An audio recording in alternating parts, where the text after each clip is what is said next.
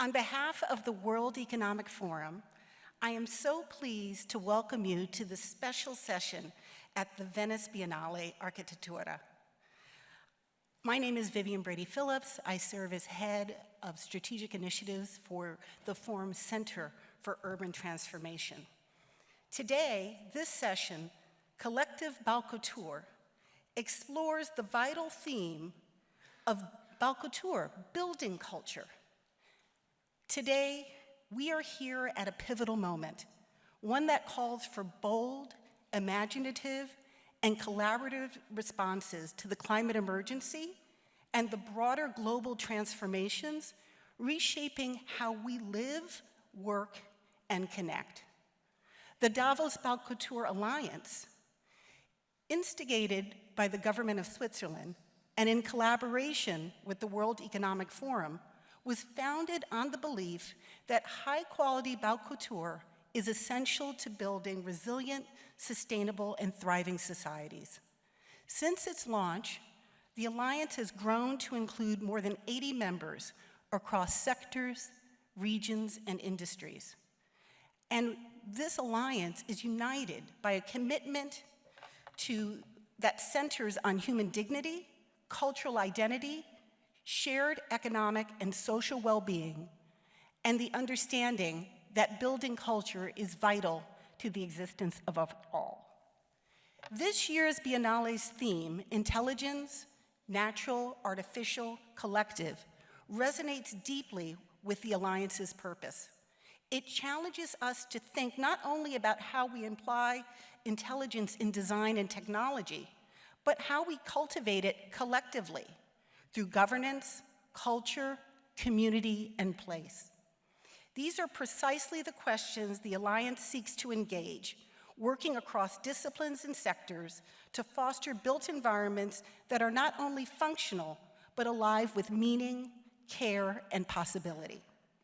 The path ahead requires not only technical innovation, but also a profound respect for the cultural dimensions of our surroundings and how they impact all facets of our lives.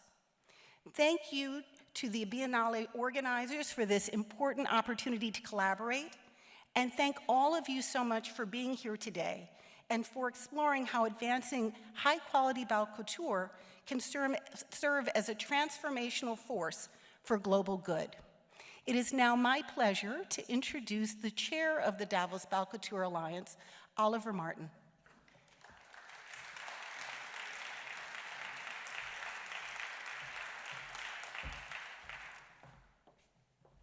Baukultur is actually a word like, and now it becomes complicated, a word like kindergarten, Leitmotiv, or Lebkuchen.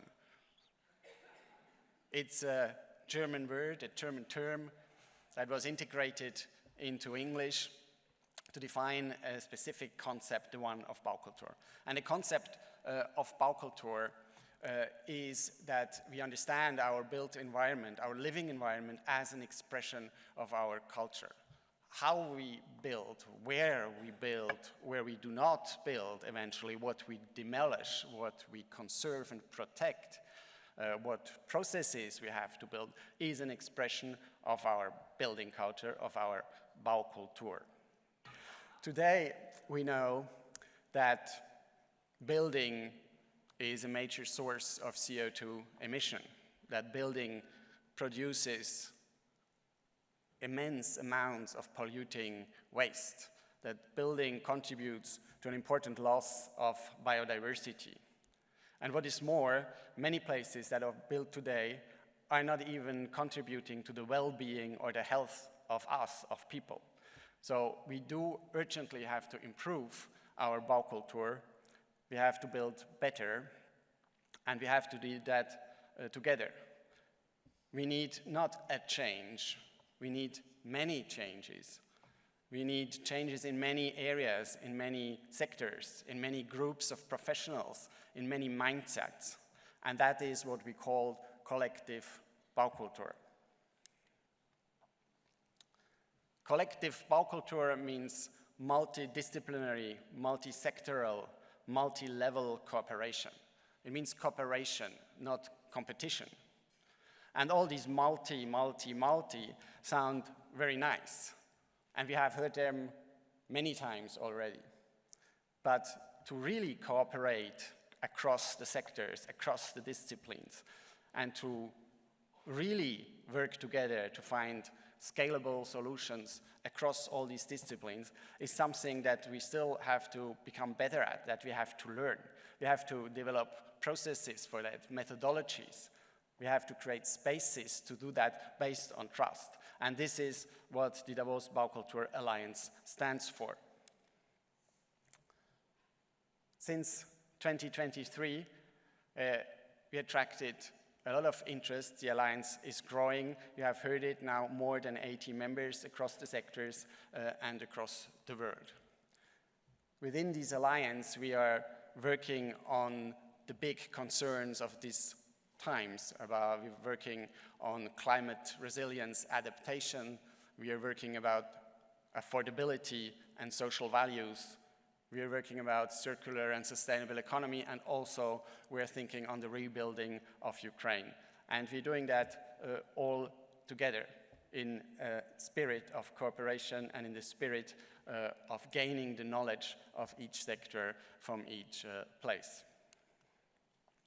We're doing it on a basis of two kind of guiding lights.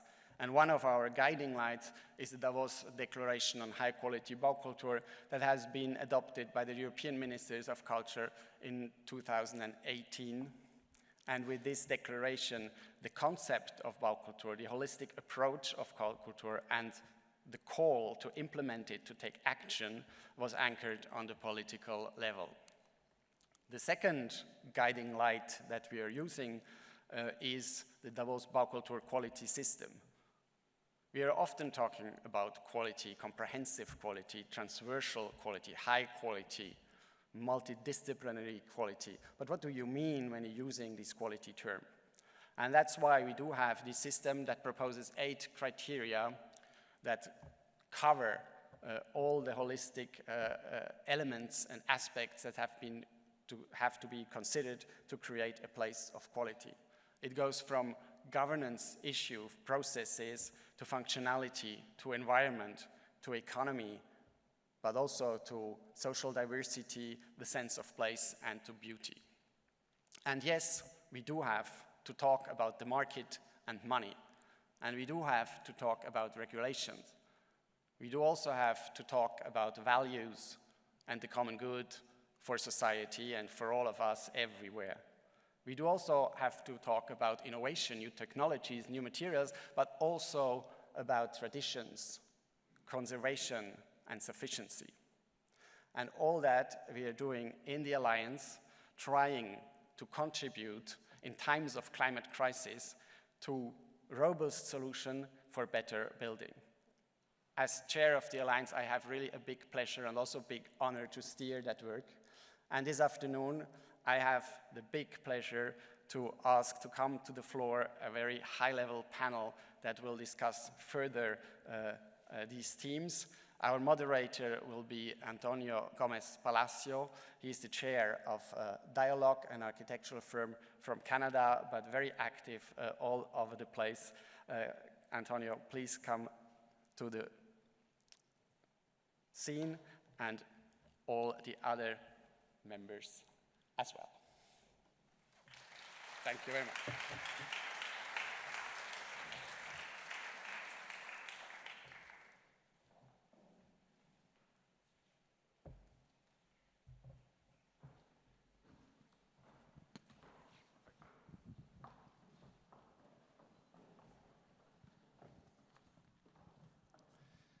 Thank you, Oliver. Benvenuti. Bienvenidos. Welcome.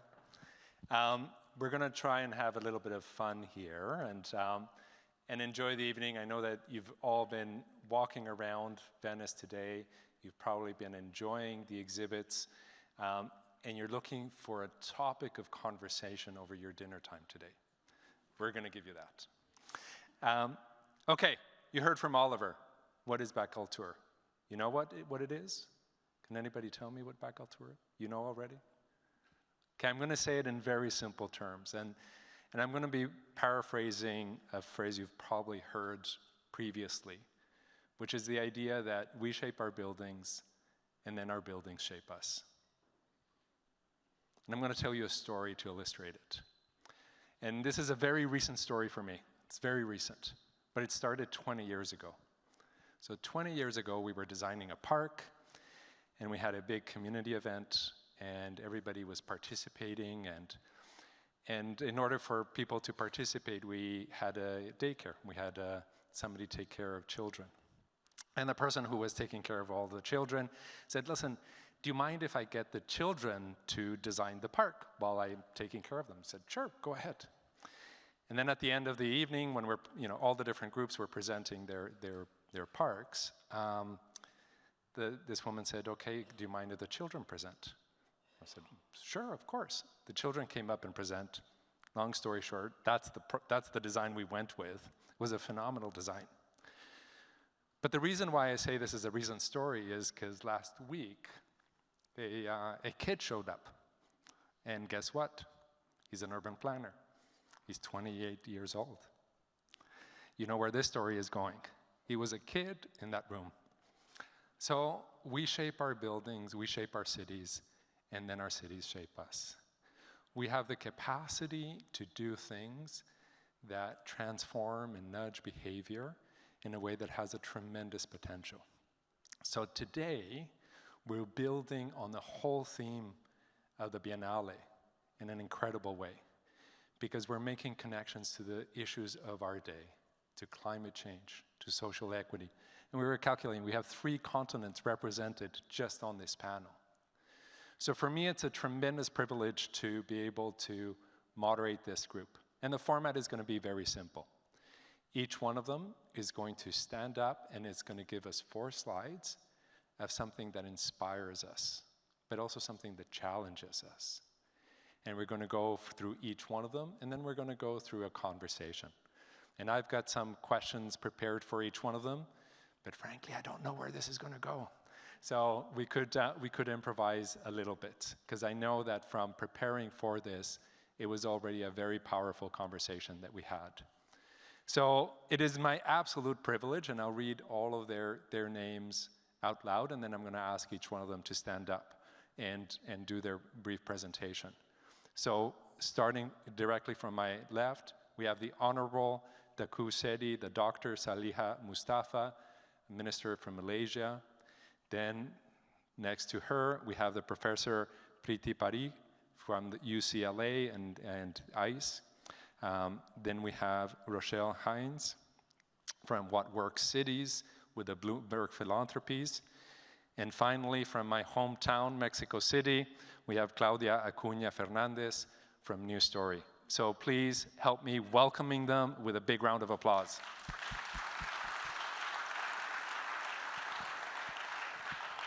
So to get it started with something that inspires us and something that challenges us, please, Dr. Saliha, I'll invite you to the podium.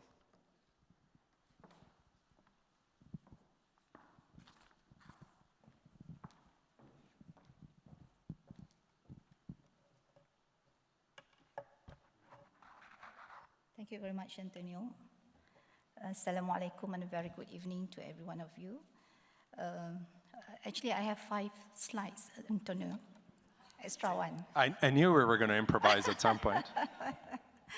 Right. Can we go the first slide?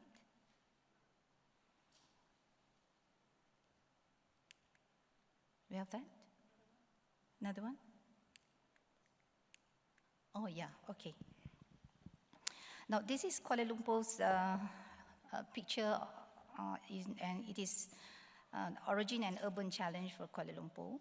Kuala Lumpur was founded actually at the historic confluence of 2 rivers, which is an origin that continues to shape our urban identity.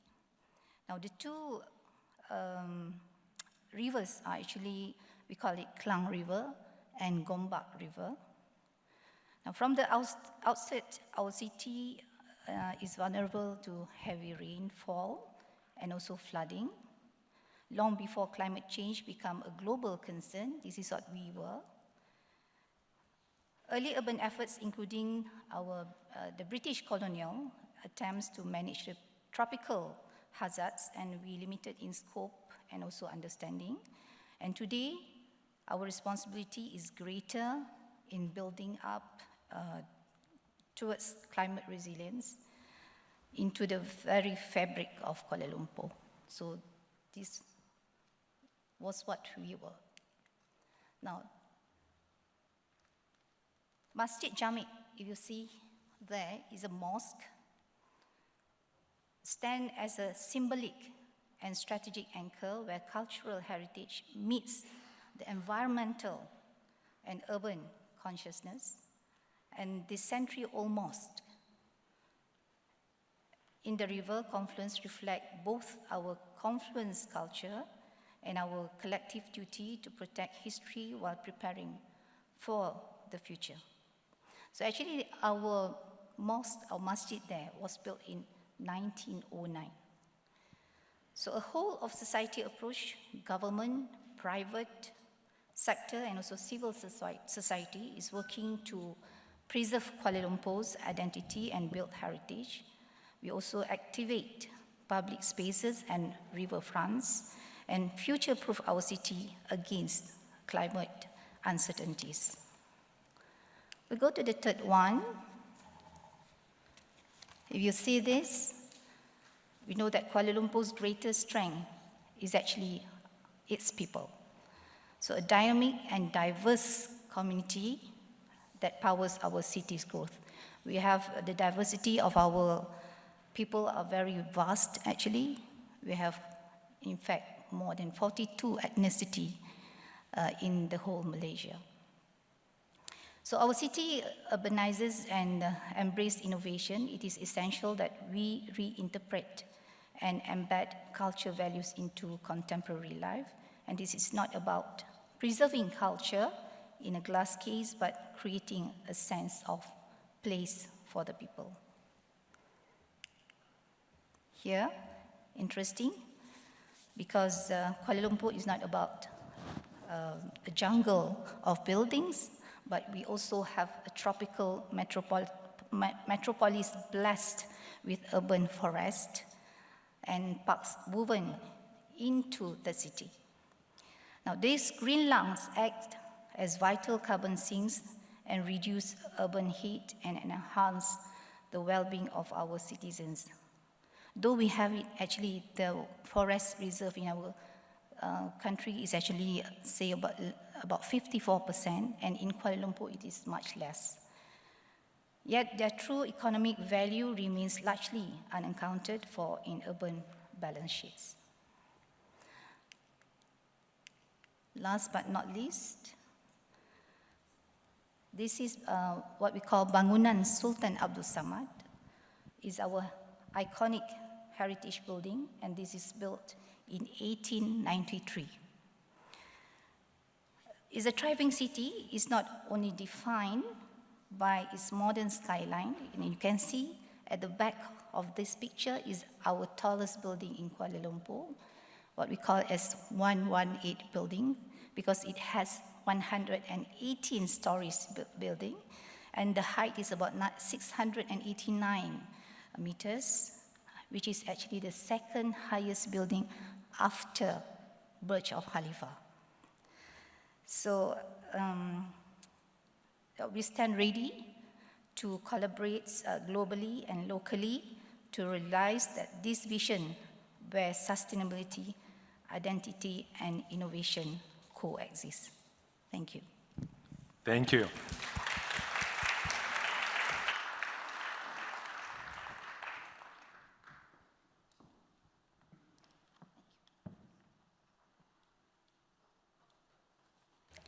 Good evening, and I hope that we have Beatles and John Lennon fans in the room, because for a second I want you to imagine a world where every person has access to infrastructure.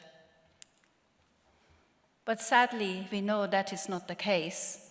We have 2 billion people on this planet who do not have access to safe drinking water. 3.6 billion people on this planet who do not have access to decent sanitation, 3 billion people who do not have access to clean cooking fuels, 800 million people who do not have access to electricity, and the list goes on and on and on. And surely, as built environment professionals, we know how to deliver those solutions, but yet we fail to address those gaps, especially in marginalized populations, in communities that remain bypassed by mainstream developmental strategies, planning processes, and perhaps bypassed by built environment professionals. So that's the challenge I want to set to everyone today. And I'm going to dwell a little bit more on the context of informal settlements. And this is an image from Mumbai city in India, and I grew up in India. And this is the setting where population is going to double in the next decade. So if we look at UN Habitat, for example, they have highlighted that there'll be 2 billion people living in those kind of conditions with very poor housing and infrastructure. And those gaps will further be amplified due to climate change, leading to environmental degradation, health impacts. But there's clearly a divide where people living in those settings suffer the burden of poor infrastructure and climate change. And I've had the privilege of being involved in projects looking at how to deliver better housing and infrastructure in those communities. And what I found that those projects, if done correctly, were transformational. We saw a multiplier of 20 times the initial investment being poured back in by communities, thereby demonstrating community power, strength, and resilience. And within this, the most vulnerable group, and the group which I think is most precious to us, are children. They are our future generation, and they are the ones who will suffer the most from the double whammy of poor infrastructure housing and climate change. And we already are in a world where children suffer from poor housing stock, poverty, conflict, migration, and climate events and stresses such as flooding add to those shocks and stresses. And with gaps in basic services, what that means, it means very poor health outcomes for a future generation. And we're going to fill this for years to come unless we act very, very quickly. So COP30 is the COP of the youth. So at UCL, and this is work with UNICEF, we are advocating for youth-centered, youth kind of voice, and making sure the NDCs are climate-centered.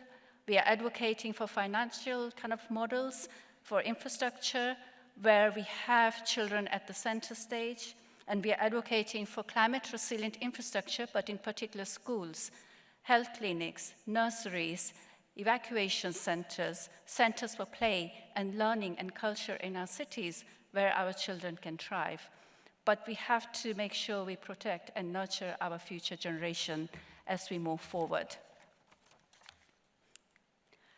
I'm an engineer, so for me, infrastructure is the key leverage or the key solution to this. And I led a piece of work where we looked at how infrastructure leads positively to sustainable development goals. And we found that infrastructure benefits all 17 sustainable goals, and sanitation has synergies with 130 out of 169 targets. What does this mean? This means that we need infrastructure. Infrastructure is non-negotiable to achieve sustainability, a sustainable society for the future. And we think about technologies, we think about intelligence, and I have deployed artificial intelligence to understand how people in sub-Saharan Africa, some people who've never used electricity in their lives before are now using electricity so that we can better deliver solutions which are affordable, inclusive, and tailored to those groups. But basically, whilst infrastructure for me is a key driver, it comes down to 4 C's. It's about culture, it's about context, it's about community resilience, and it's about collaboration. So it's the 4 C's basically which we need to bring together, which align very nicely with the values of Baukultur Alliance. And as I said, my invitation to you is to really embed those principles And my invitation, my final challenge to you is let us really imagine, and not just imagine, but create a world where every person has access to infrastructure. Thank you.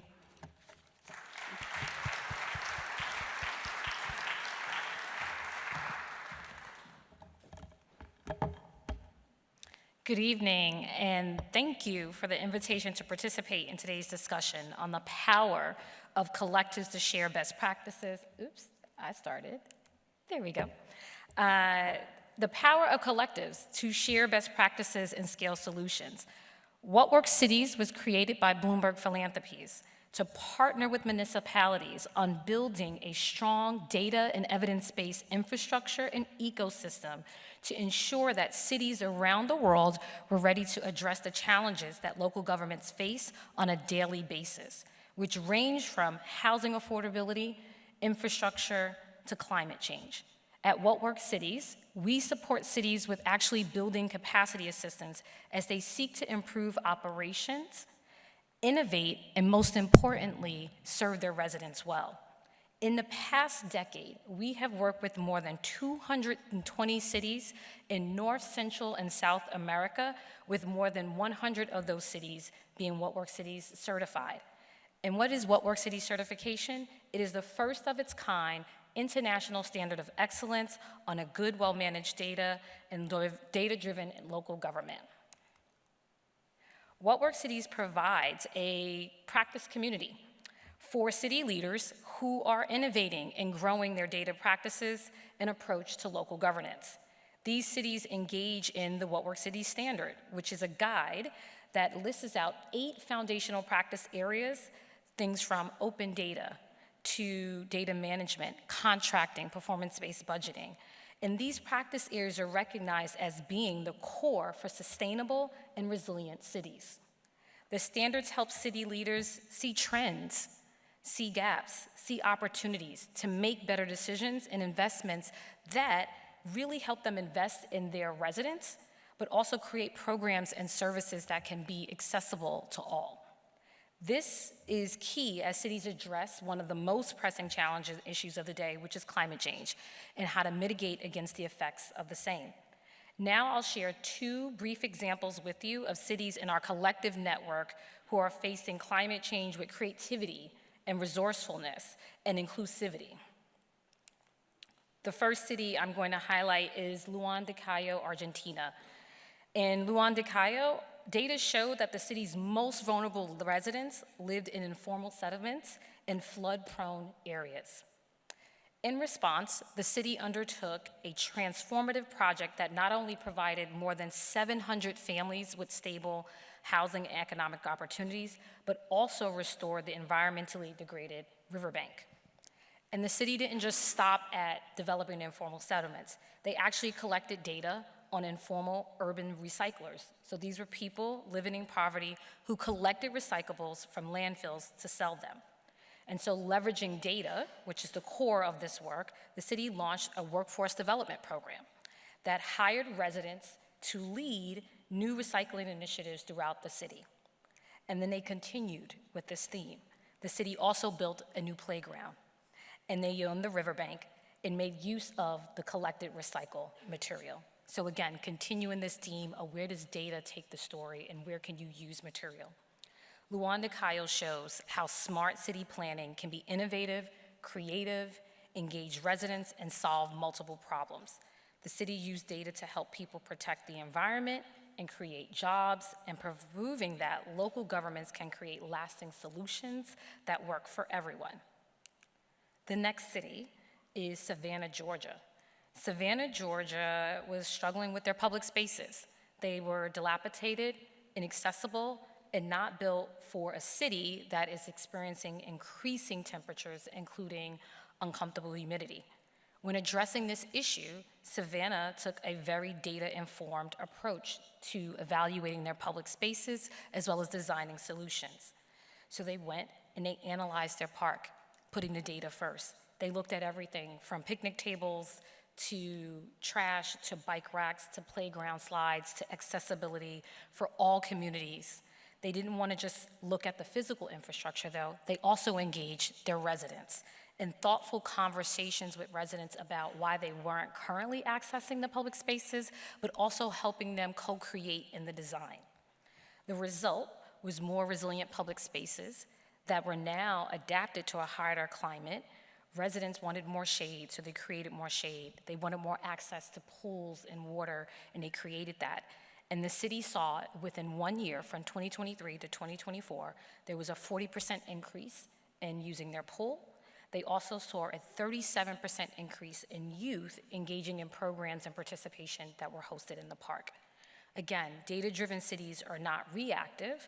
Like Savannah, city halls are proactively planning and adapting to climate change and extreme weather by building stronger and more resilient communities that serve all residents.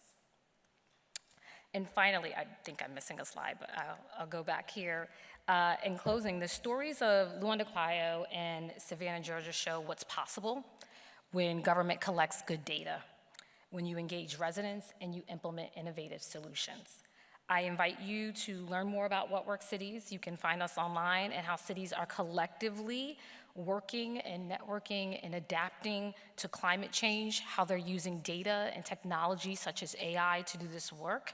And our role there is to foster those conversations and connections. And what you'll find when you engage in this space with us is that cities are not just leveraging historical data to learn, but they're also designing their futures with this data. They're designing solutions that are inclusive, that are innovative, that put their residents' needs first. Thank you.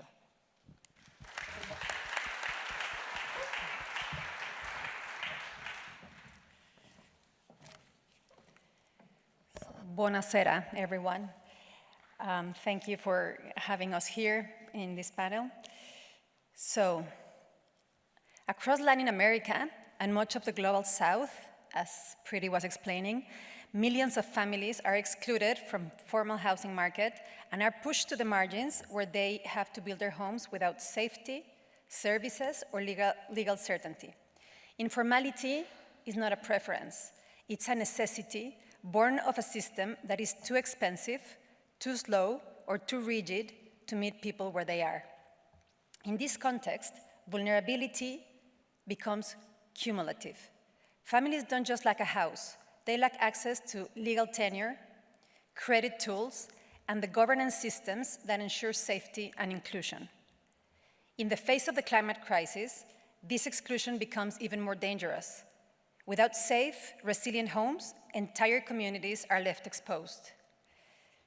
We can talk about Baukultur or sustainable futures if half the city is missing from the blueprint. At New Story, we believe that resilience starts with access, and land is the first door. We see land as the starting point for stability. When families access land through our model, they already achieve 5 out of 7 of the core UN Habitat Principles of adequate housing. That is legal tenure, affordability, access to infrastructure, location, and the potential for cultural adequacy. From there, a virtuous cycle begins. The land can become collateral to access credit. It can unlock legal permits and enable families to plan and build with clarity and confidence. But land alone is not enough. The real opportunity lies in designing a system around it, where governments, builders, and finance providers work together, not in silos. And for that system to work, families also need support: financial education, technical guidance, and a clear roadmap to make informed decisions along the way. This is not just about placing families on land. It's about orchestrating an ecosystem around them so that they can thrive.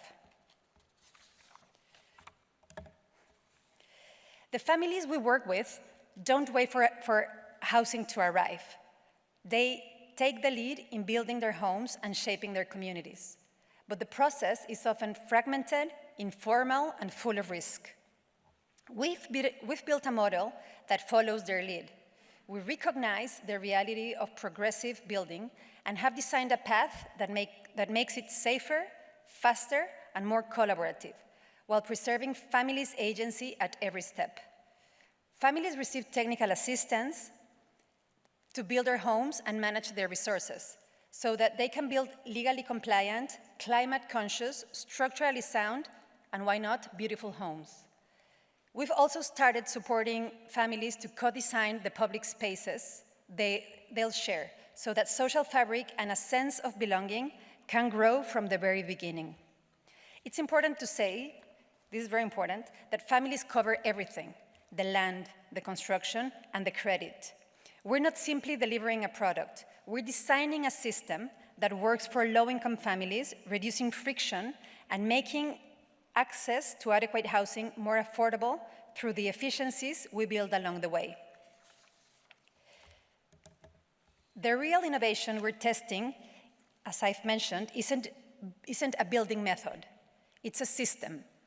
We're designing a replicable path that brings together public institutions, private capital, social organizations, and families, each with a role, each with something at stake. But this kind of alignment doesn't happen naturally. It needs a spark, and that spark is capital. Private players don't serve this segment because they don't see the opportunity. There's demand, but no capital moving with it. That's why we created our Land Ownership Fund, to take the first risk, unlock land, and show this market is investable. Capital also draws in others. For government, it's a win-win. We don't ask them for funds, we provide the funds. For developers, we de-risk the project. We bring land, organize demand, and community support. For families, it's a signal that for the first time, the system is on their side. That's what we mean by systemic innovation, and that's a contribution we bring to Baukultur. Not a prototype, not a one-off, but a shared framework to align human potential, capital, and design in building cities where everyone belongs. Thank you.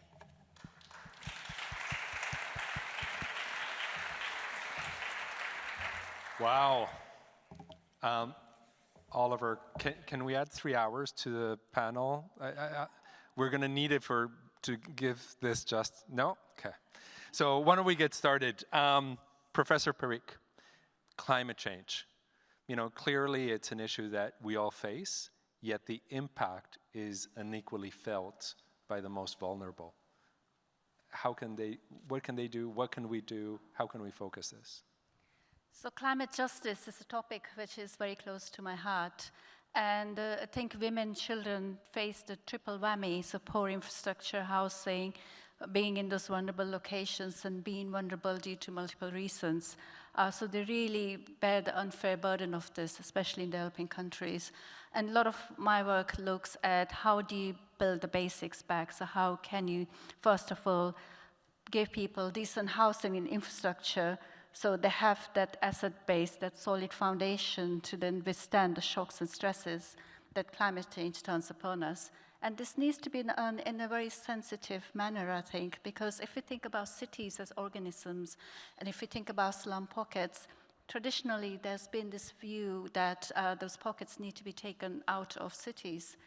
But those communities, they actually are the engines of growth. It's just like they're the hearts of our bodies. So a lot of our work has been in situ, where we keep the community social fabric, keep the housing intact, and we work around that to provide nature-sensitive infrastructure in close collaboration with communities. So, Claudia, we've often heard from communities, nothing about us without us, right? So if we're really going to be addressing some of these aspects, how do we engage with communities, and how are they part of the solution? Yes. Well, I would say that it is very important, as I was explaining, not to work through communities, but to work with communities. And for that, of course, there are these consultative methods and participation methods, but those are not sufficient. I believe that we need to think about trust, we need about tools, and we need to think about timing. Why trust? In the communities that we work with, families have often been scammed, misled, disappointed by programs, so we need to create trust. and that they can work with us and that they can really participate. We also have to be very mindful about timing. Families really lean in when they understand the value they provide. So it's very important to take the time to explain what is the value, to explain why is it that they're being asked to participate. And tools, I think it's super important as well, because sometimes we just create a program from the top down, and we believe that everything's just gonna flow naturally, but families need tools to make better and informed decisions. And that's something that we're doing with families. For example, we provide financial education, technical assistance along the way, etc. So it's not just thinking that families are going to participate if we don't consider that they need to trust us, that they need to understand what is it that the value that they're providing, and that they are able to make informed decisions. And they remain involved way beyond any one of us does, right?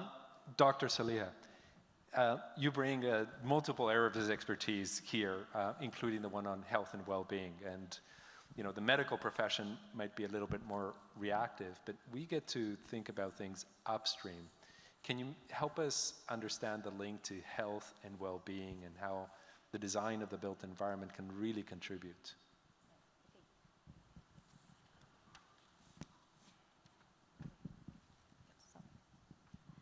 Thank you, Antonio. Of course, I mean, being a medical doctor, and previously I was the minister to the Ministry of Health, but I've kept changing my profession in a way. Well, so actually when we look into, in terms of health, there are actually a direct impact as well as indirect impact of climate change to our health. If we say about direct impact, it goes top bottoms. You see, you can talk about mental health, for example, because you know, in a global, in the increase of temperature, people feel uneasy, and then people get anxiety, perhaps depression, and then furthermore. And when we go down, we'll see, like, for example, in climate change, we have a very bad environment with a dusty environment that will actually cause lung problems. Like, for example, people with predisposing factor like asthma, they can have exacerbation of asthmatic attacks. They can have lung infections, you know, and maybe more than that. And of course, in terms of, I mean, increase of temperature, that will also cause, like, for example, people who are exposed to hot weather, they can, in fact, goes into heat, they call it heat stroke, which is a medical emergency, and perhaps if it's not taken care well, then they can also go to death. So this is the problems that we face with health challenges due to climate change. But indirectly, that will also cause problems in the sense that I've shown you all just now how climate change can cause uncertainty of weather. So uncertainty of weather perhaps can cause flash flood, for example. So flash flood is not only impact the environment and also the maybe property I mean, it caused some to the property, but as well it is also emergency to safety of the people. So this is what the indirect impact. But sometimes I think if it is too hot, then perhaps it can also cause like a bushfire that may perhaps also add more to the hot temperature and causing more and more problems of health. So I think this is where in terms of designing or in terms of policy, we need to really think about this.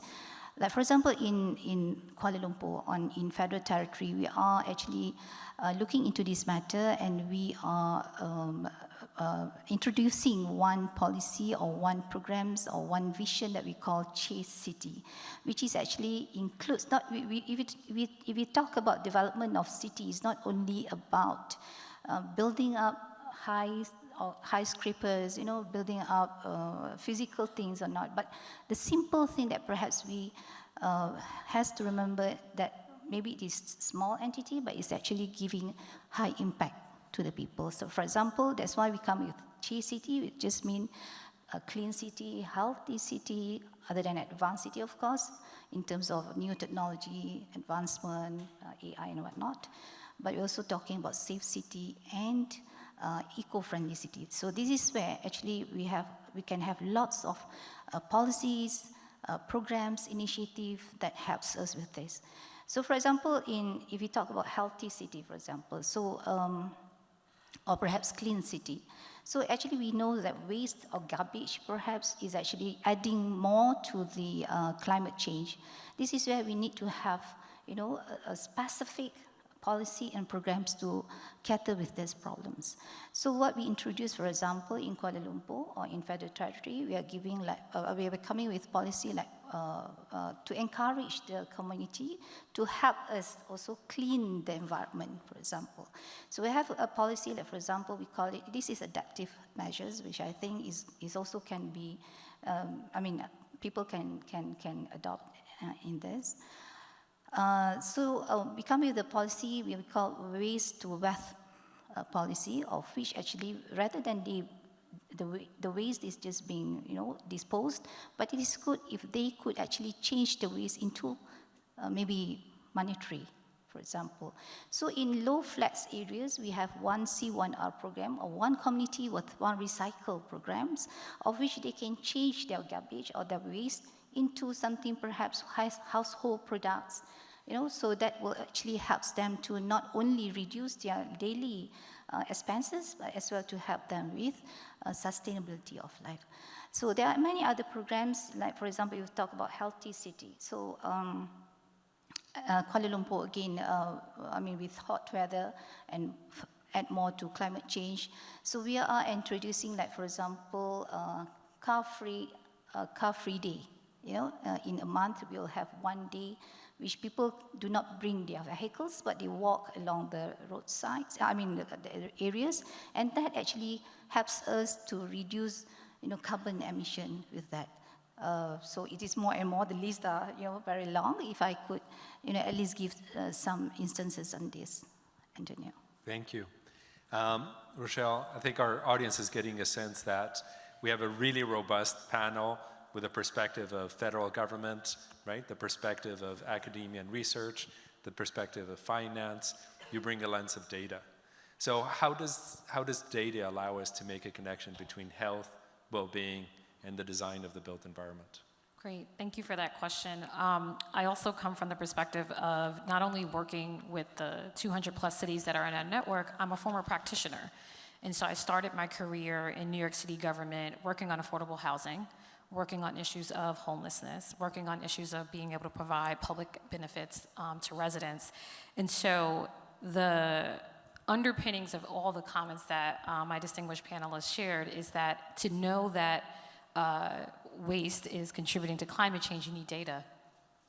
You need to be able to collect that data and understand the issue. I think for our community, it's important that we have cities be able to not only collect data, store it, and analyze it, and be able to understand what is the story that it's telling you. Let's not make assumptions about how to address issues or what we should do to design policies, because that doesn't create the space for innovation. Where is the data leading you? What is the story that is being told? And it's also important when we think of data that we actually speak to residents, and that it's not just the quantitative data, but it's also the qualitative data. Part of our standard includes a requirement that all cities engage their community. Demonstrate to us that you're having these conversations around climate and around needs to address climate change. Let's not make assumptions about what is needed. And so whether it's cities like Phoenix, Arizona, that had over 100 days last year of 100-degree temperatures, which I think is 38 degrees Celsius, extreme heat. Data conversations led to more tree canopies, particularly in underserved communities. It led to more cooling stations, realizing that there was a need for that. It led to a citywide task force to be able to manage around and think also regionally what's important. And so for us, we're really working with cities to build strong infrastructure so that they can be able to be creative and innovative, but really use data to get at the root of an issue.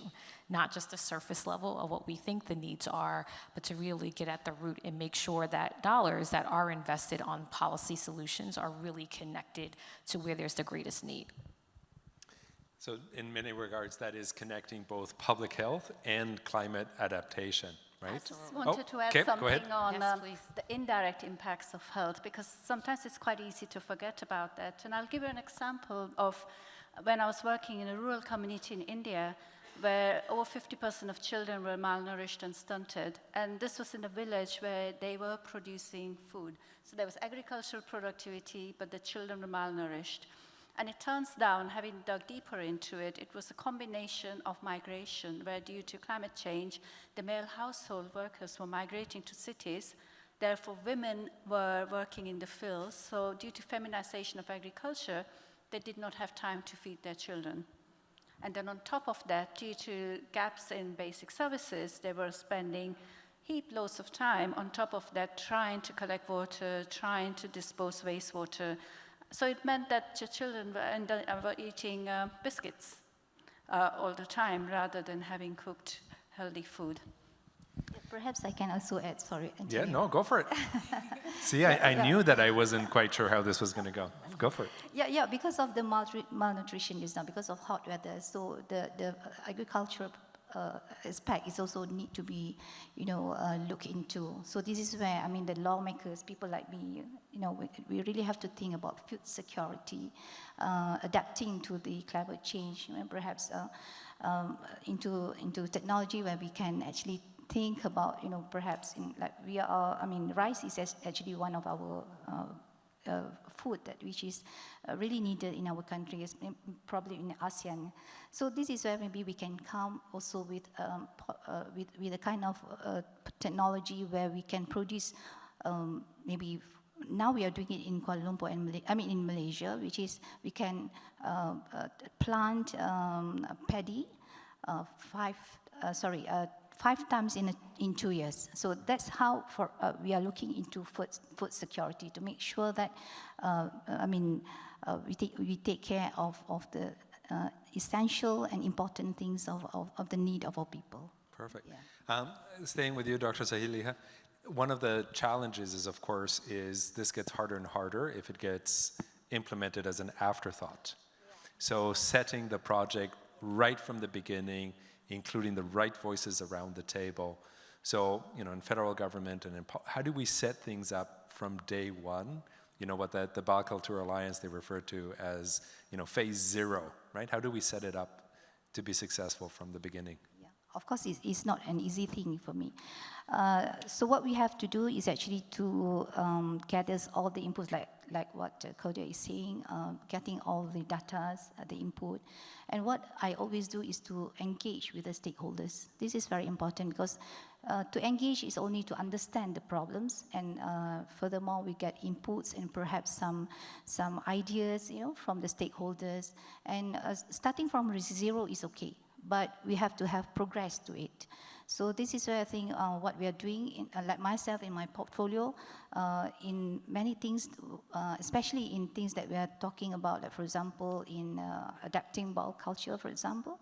So the problem, or the challenges I would say that we have in Kuala Lumpur, for example, we have buildings, for example, which that unused building or underutilized building will actually add more to the climate change and of course temperature of the areas. So this is where, because my background is medical doctor, so I don't have much knowledge perhaps about buildings, about maybe things like that. So the important thing is to engage with the expert, with the community, with the stakeholders, with the developers, with the industries. Then only we know what are the best policy that we can achieve with that. So coming back to the unused buildings, so for example, in Kuala Lumpur, we have identified about 111 less used buildings, which is 40% of the buildings are not being used. So this is where I engage with the industries, and get some inputs from them, and they will it's also actually my experience from my, going to other parts of the world. We can see that it is actually a trend of the world globally people are adapting to this policy of repurpose of building. So rather than old buildings, like for example, we have lots also building which is more than 50 years over in Kuala Lumpur, but yet we have to think about more adaptive kind of things where we don't demolish everything, but is to actually repurpose of the building. So this is where what I'm doing is actually going into, this is quite new. So we are coming up also with guidelines and maybe think about perhaps, because it's not cheap actually to repurpose building, it's not cheap. So perhaps as an authority, what can we incentivize for people who have interest in repurposing the building? So these are the things that we are looking into, and I know it's still infants stage, but we are progressing, and hopefully with this experience and being the first outside Europe as adapting the baukultur, I think this is where we have to learn from all of you. Perfect. Yeah. Sorry, Claudia, you wanted to say? Yeah, I wanted to add something, because you made the question about phase 0 and Yes. how we approach that. And I was sharing how we work with communities, etc. But for us, sustainability starts even before that. And the biggest contribution that we make is through site selection. In this way, we're making sure that families can access land that is safe, that is well located, and that is connected to infrastructure. So that alone reduces emissions tied to transportation and prevents sprawl, right? Which is one of the key climate impacts of traditional social housing, I think, across the world, but in Mexico it's been a huge problem. So, Professor Pervik, you heard a little bit around adaptive reuse and kind of the importance of working within existing contexts. Can you speak a little bit around the concept of circularity, and how can we add to an environment that is already in many regards occupied and existent and has a cultural and physical background? So in the ideal world, if you think about circularity, we're thinking about local materials, local processes, local technologies for the built environment. But in the world with global trading, actually that's really difficult. And I'm going to give you the example of solar systems. So all of us think solar panels are brilliant. It's genius. It's a perfect solution for electrification, and it is. But in sub-Saharan Africa, it's a ticking time bomb. And the reason for that is we've had panels manufactured in China, Germany, all around the world, been shipped to sub-Saharan African villages, communities as a solution. And in a few years' time, they will reach the end of life. And what we are finding in our research is that at that end of life stage, not all the processes of recycle, reuse, repurposing can be done in the context. So those panels, some of them or components are being shipped off to Dubai. So this highlights that circularity in a global trading setting is difficult. And therefore, my challenge is that if you're really serious about circularity, can we actually think about this before we deploy any technical solution? Can we think about end of life, and can those end of life processes be achieved, delivered in that local context with local logistics, supply chain, and knowledge base? Because if not, then we have to question the technical solutions we're deploying.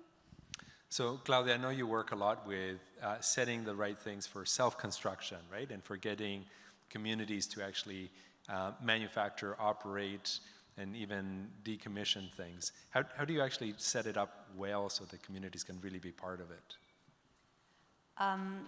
So what we do, as I was explaining earlier, is we lead we take the family's lead. And what they do is they build their own homes. So we're not taking ownership away from them, we're just helping them to make better informed decisions. And that is part of what Preeti is saying. It's what kind of materials they're gonna choose for their homes.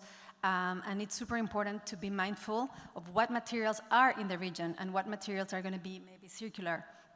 Or maybe it's not, they won't find any solar panels or any other eco-technology, but we can teach them, and that's what we do, teach them on how to build, with passive architecture measures. So whatever they have, they can use it in a better way. So the investments that they're doing are going to be more useful and are going to end up in better solutions that are climate sustainable, but not necessarily including, I don't know, like high-end technologies or things like that. But it's through training.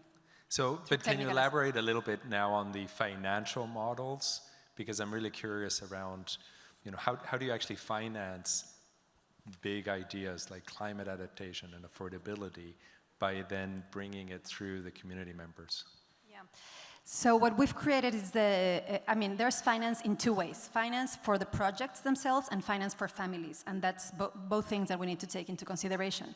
When we're talking about finance for climate solutions in the process, what we are doing is investing with developers and with families to get the right site for them to build. So that's, if we choose this right site, as I was explaining, they're going to have access to infrastructure, they're going to be close to their businesses, etc.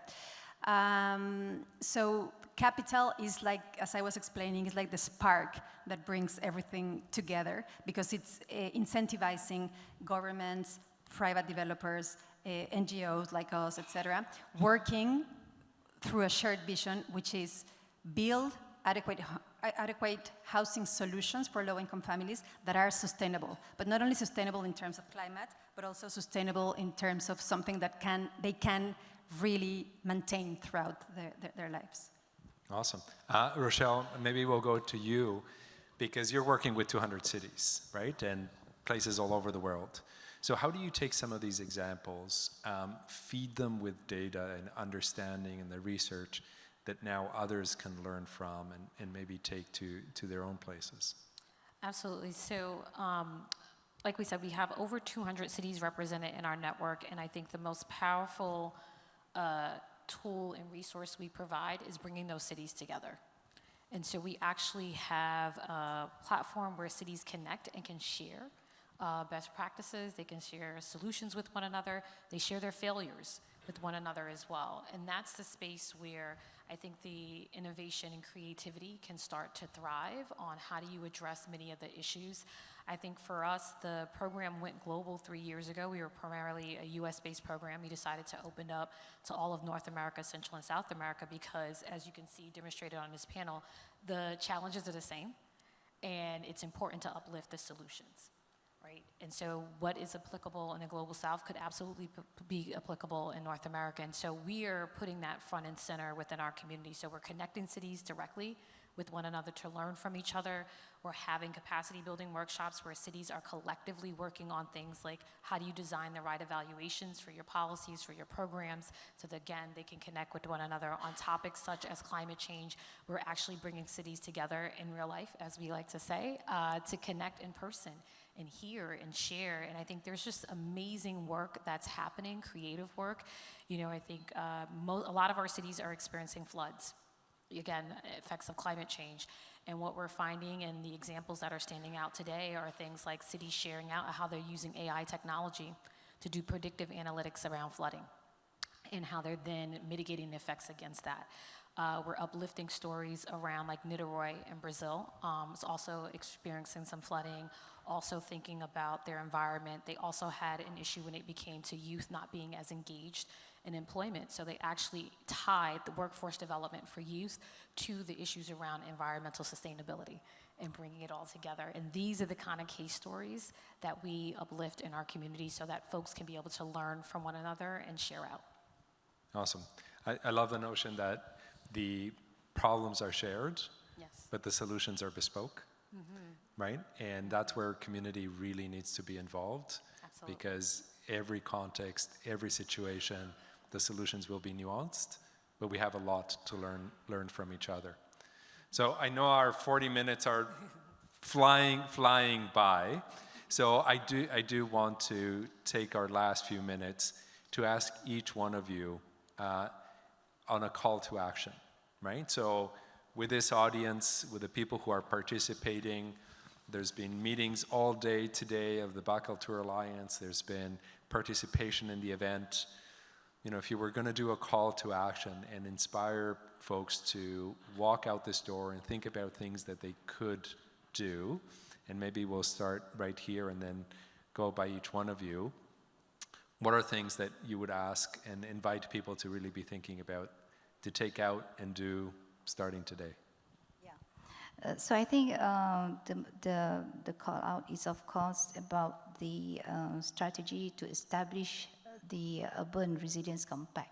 So this is where we, as what Claudia is saying just now, we have to formalize things, and then we have to engage at multiple levels, whether it is maybe local government or in fact the federal government or the state government to be together. And we have to also think about the effect to the public health, you know. So I think the most important thing is actually to collaborate every single stakeholders that we have.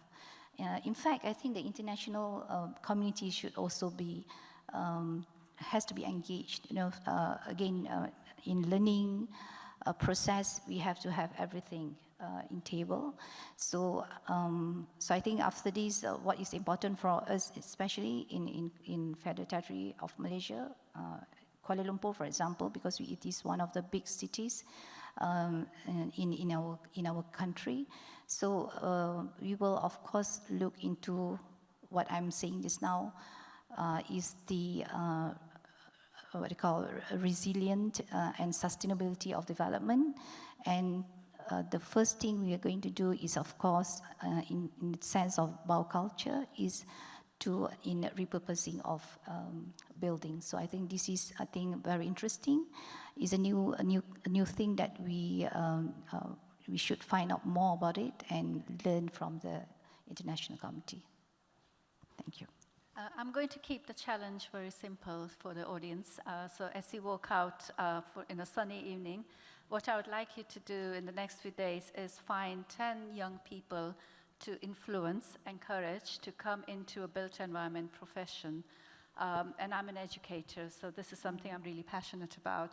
And it's to motivate them to come into any form of built environment profession, whether it's architecture, planning, engineering, to be able to take on some of the values and principles we've discussed today.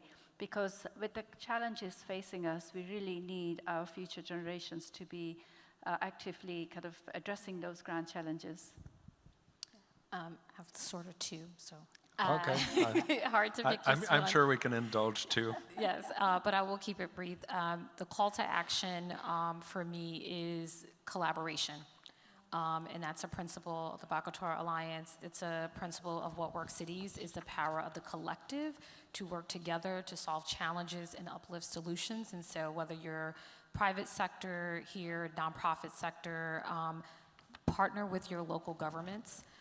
This is where the action is happening when it comes to the challenges of the day, and local governments need leaders and partners in this work. They can't do it alone. And with that, very quickly, do not forget to engage your residents. That's a stakeholder group that is often not addressed and incorporated from the beginning, because the only way we're going to get inclusive, sustainable societies moving forward is by having all voices heard. Absolutely. Well, for me, if there's one idea that I would like everyone to keep on their minds, is that we need to invest in designing the model, not just the units. You and I, Antonio, were discussing earlier this morning how high-quality inclusive development doesn't start with construction. It does start with aligning the ecosystem around a shared vision. And of course, that takes much more than money. It takes intentional design of roles, incentives, and collaboration, as Rochelle was saying, across sectors. So what is it that we've learned in our work? We, as I was explaining, we have seen that when everyone sees their value, developers, governments, families, and when the path is clear, everybody shows up. So my call to action would be, as you were saying, collaboration. We can't do this alone.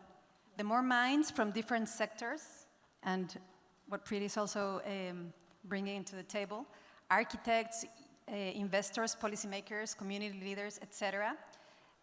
That's when we're going to get closer to get a replicable, scalable model for everywhere, but basically for the Global South. A model that's resilient, that's inclusive, and that's built to last. So the theme for the Biennale, collective intelligence, right? And what I'm hearing here is, of course, as a society, we're facing big global problems, right? Arguably a poly crisis, climate, equity, mental health, adaptation, mitigation. And yet I'm also very inspired because each one of you brings incredible stories of resilience, of transforming the context, of positive light. But you all tell the story of it requires tenacity, it requires collaboration, it requires starting the conversation very, very early, and it also requires warping the minds of children, apparently. Yep. Getting the next generation involved and empowering the next generation to be a huge part of this solution and this conversation. So without further ado, please everybody join me in thanking our esteemed panelists. Thank you very much.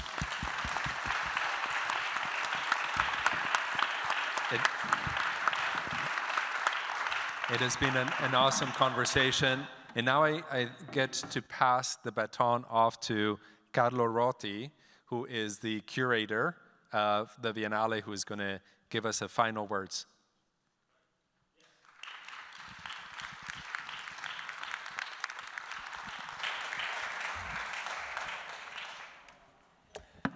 Well, good afternoon, everybody. As final words, I'll be very quick.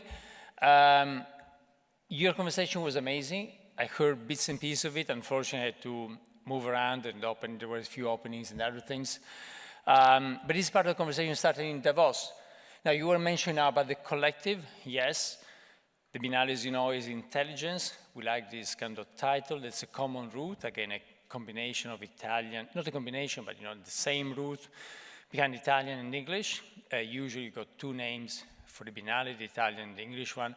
And we like this idea of GENS's multiplicity, so natural, artificial, and collective, a different type of intelligence to face the key challenge today, adapting to a new climate, adapting to a new world.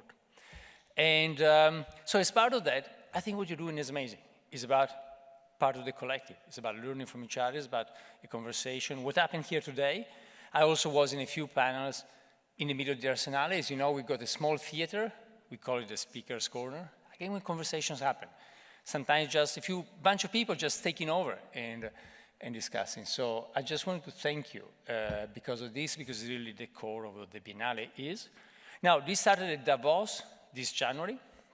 It's continuing now, and I hope it will continue in different ways during the 6 months of the Arsenale, and perhaps we can together get some lessons at the next Davos in January.